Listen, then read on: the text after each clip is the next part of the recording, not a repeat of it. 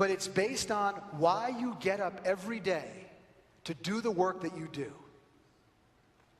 It's about what you stand for. And it is what is going to emotionally connect you to the people that you're meant to serve. This is remarkably important.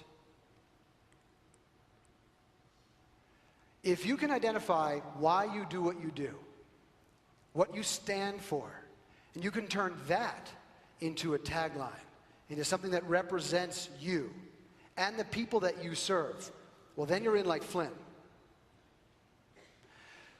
So my why I do it statement, the reason I do it, right? Not my tagline, the reason I do it is because I want to help people think bigger about who they are and what they offer the world. That's why I get up to do this work every day. I could have chose to do almost anything.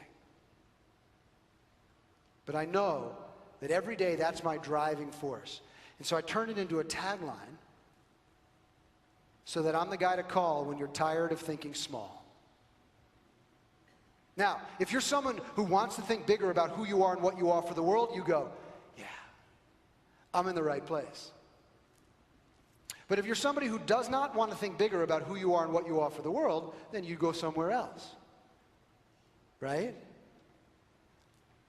Or if you think you already think as big as you possibly can, which I don't think is possible, then you'll go somewhere else.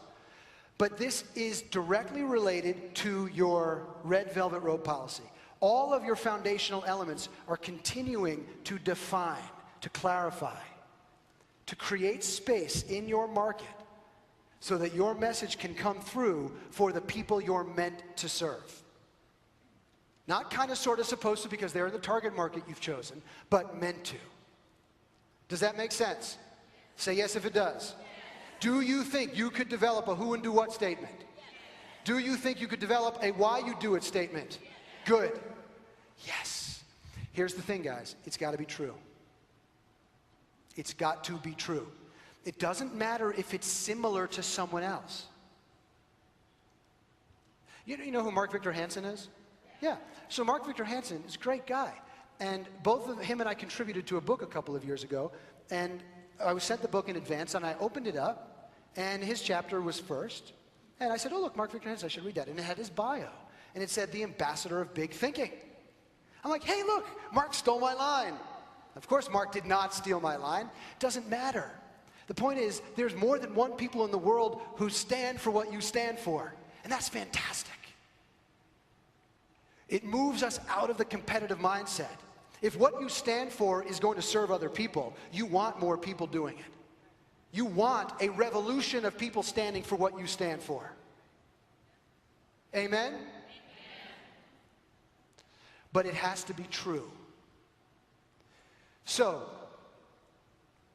those who steal taglines, and that happens all the time, right? It's probably not true for them, so it doesn't matter, right?